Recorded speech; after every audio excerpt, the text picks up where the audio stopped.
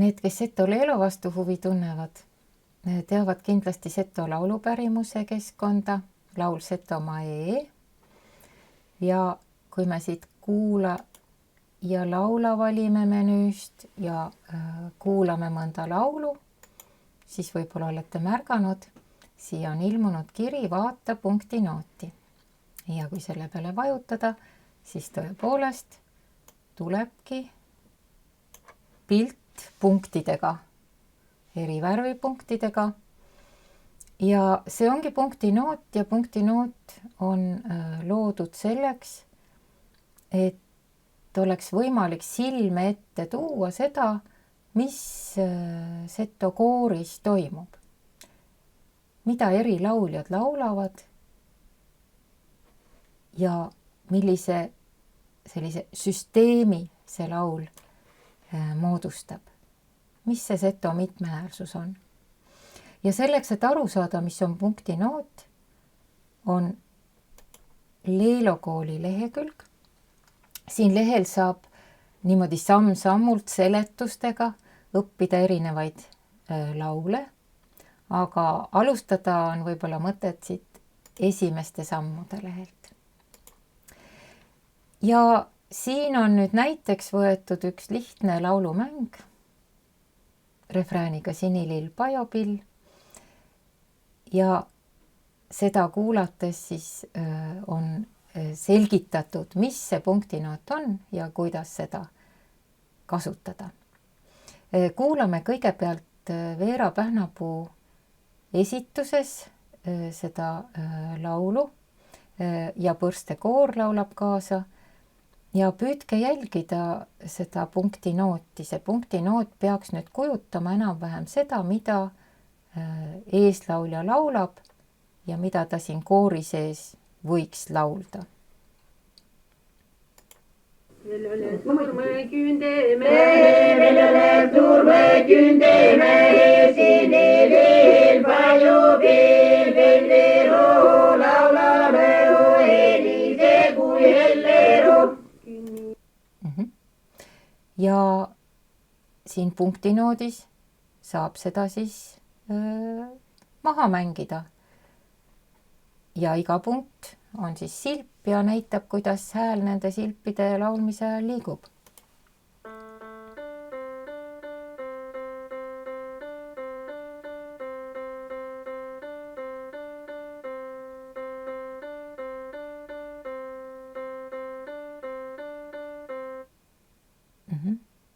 Ja kui ma nüüd õpin, siis ma võib-olla tahan sellega kaasa laulda. Tahaksin natuke aeglasemalt õppida. Siin on nupuke, kus ma saan tempot muuta aeglasemaks. Nii, siin tuleb vajutada salvesta. Ja tahaksin natuke madalamalt laulda. Jällegi saan siin natuke liigutada madalamaks seda partiid. Jälle vajutasin salvesta. Ja praegu oli valitud siin klaver heliväljundiks. Kui see klaver ei meeldi, siis siin on veel võimalik valida. No, flööt on üks üsna kena variant.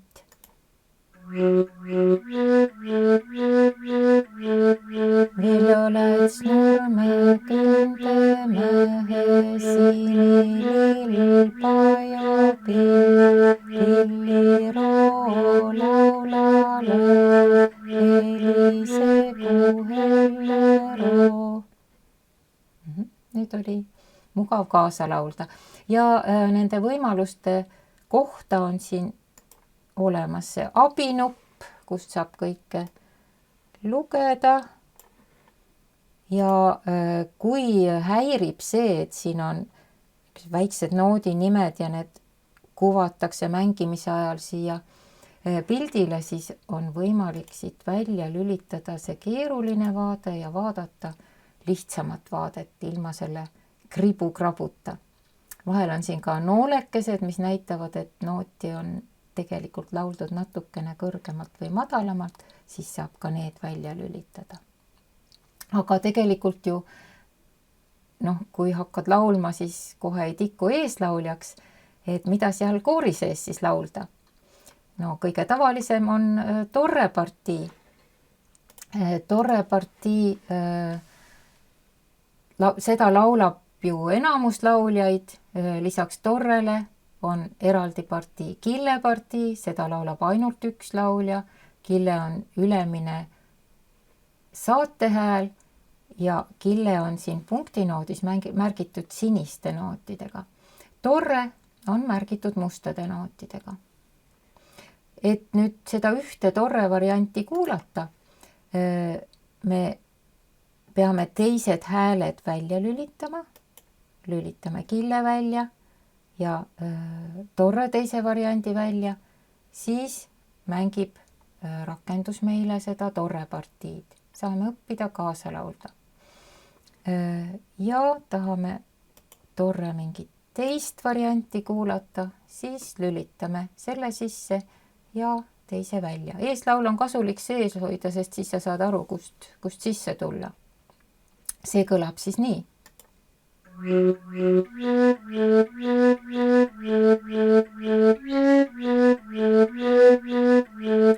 Sinilill pajo pilliro laula lõu, helisegu hellero. Ja samamoodi saab killet õppida. Kille õppimisel on üks selline natuke keerulisem punkt see, et aru saada, kust kille sisse tuleb. Ja rakenduses on tore funktsioon, me saame valida jupikese ja panna selle kordama ja niimoodi harjutada näiteks seda kille sissetuleku kohta. Valin siit esimese noodi, mida ma tahan selle jupi alguseks, vajutan sisse kontrollklahvi ja siis valin selle jupi lõpunoodi. Näiteks siit. Nii. Ja nüüd ta hakkab kordama ja mina siis kuulan ja saan harjutada seda sisse tulemise kohta just.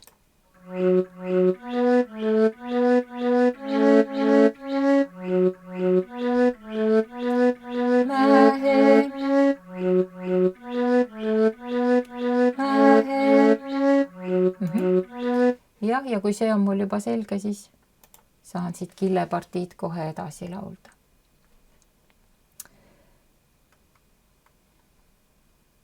Aga tegelikult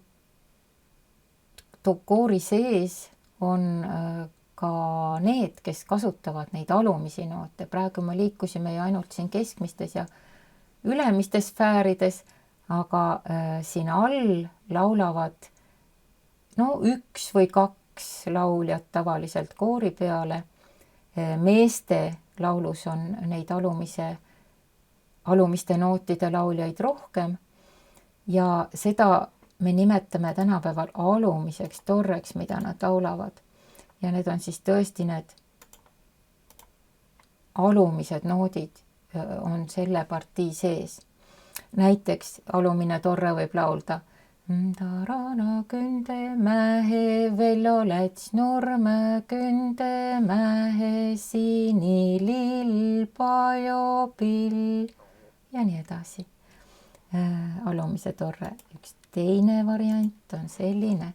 Vello läts nurme kündemähe, sinilill pajo pill ja nii edasi.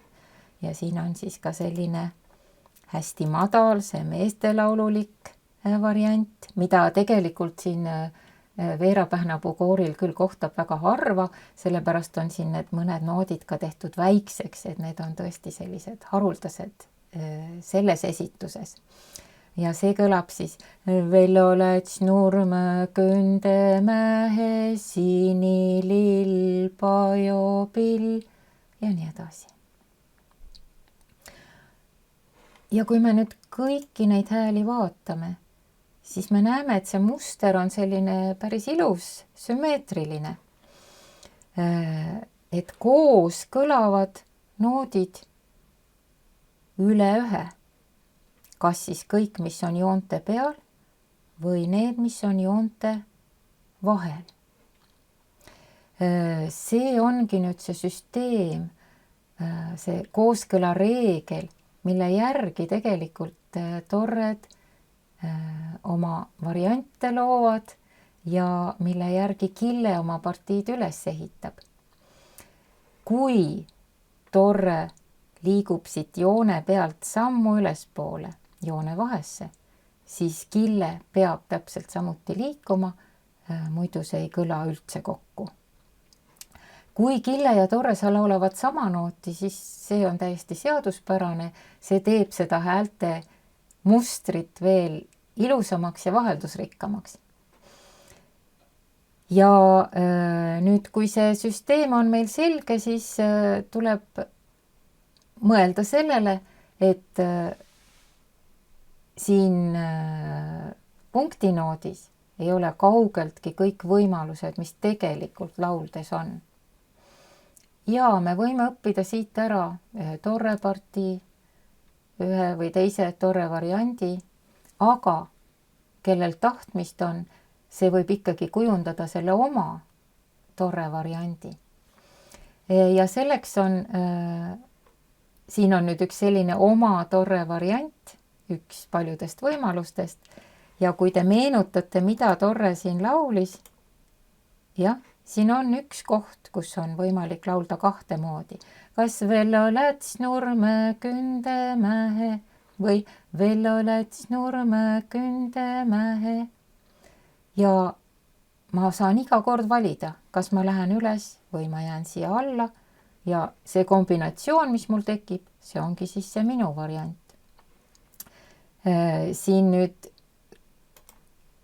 selles oma variandis ongi kõigepealt ei ole mindud üles, siin on ülesminek, siin jälle üles, aga siin on jälle torre jäänud alumisele noodile.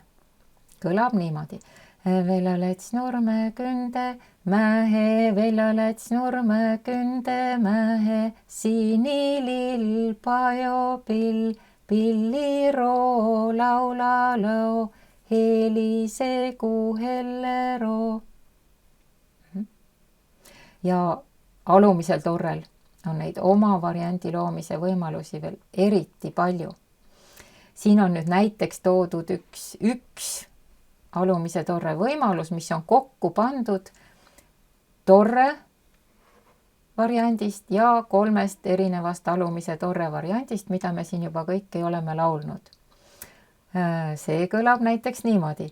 Vello läts Nurme Kündemähe, Vello läts Nurme Kündemähe.